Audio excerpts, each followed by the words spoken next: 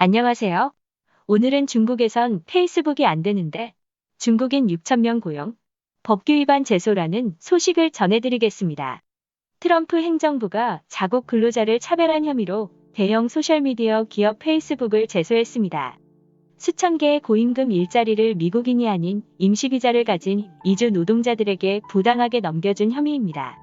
법무부가 지난 3일 캘리포니아주 북부 연방지방법원에 제출한 소증에 따르면 페이스북은 2018년부터 2019년 9월까지 최소 2,600개 일자리에 전문직 단기 취업 비자를 가진 기술직 이민자들을 모집했습니다.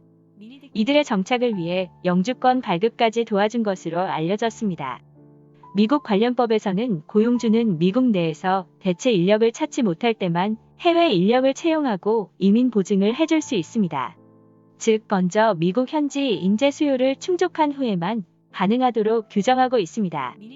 그러나 페이스북은 이러한 규정을 완전히 위반했다는 게 법무부의 조사 결과입니다. 법무부는 이번 소송에 앞서 지난 2년간 철저한 조사를 벌인 것으로 알려졌습니다. 이에 따르면 페이스북은 미국 현지에 구인 광고를 낸 적이 없었고 홈페이지에 구인 광고를 낸 적도 없었습니다. 또한 미국인이 이력서를 보내더라도 전혀 취업 대상자로 고려하지 않았습니다.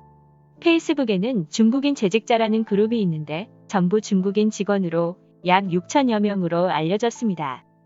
이들은 페이스북이 중국에서 스카우트해온 직원들로 다양한 이슈에서 대부분 중국 공산당의 입장을 지지하는 것으로 알려졌습니다. 한 전직 페이스북 내부 인사에 따르면 페이스북은 언론증오 프로젝트 팀으로 불리는 조직을 운영한다고 합니다. 이 조직에는 검열 업무에 종사하는 중국인이 최소 6명이 소속돼 있으며 이 중 1명은 화웨이에서 근무한 경험이 있다고 뉴욕포스트는 전했습니다. 페이스북은 중국에서 접속이 금지됐지만 페이스북이 중공의 검열관들을 채용했고 이들이 미국까지 와서 중국에서 벌이던 언론 검열 업무를 본다는 사실은 아이러니합니다. 트럼프 대통령은 이 같은 빅테크 기업의 위험성을 여러 차례 강조해왔습니다.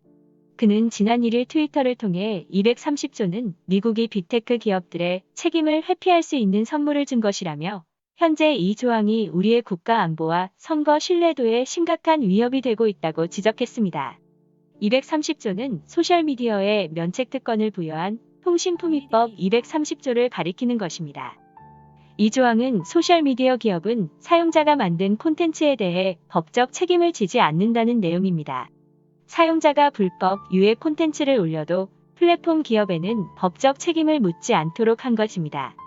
트럼프 대통령은 만약 우리가 이를 계속 허용한다면 우리나라는 영원히 안전하지 않을 것이라며 매우 위험하고도 불공정한 230조가 국방수권법에서 완전히 폐지되지 않는 한 법안의 거부권을 행사할 수밖에 없다고 트위터에 썼습니다. 그리고 이틀 뒤 법무부가 페이스북을 상대로 소송을 제기했습니다. 트럼프 대통령의 트위터 글이 단순한 불만 표출에만 그친 게 아니라 실행으로 이어짐을 보여줬다는 평가가 나옵니다. 오늘의 추천 영상은 56,000명의 중국 과학자 자력갱생 준비 중 미국의 백기 투항 의사 없다입니다. 감사합니다.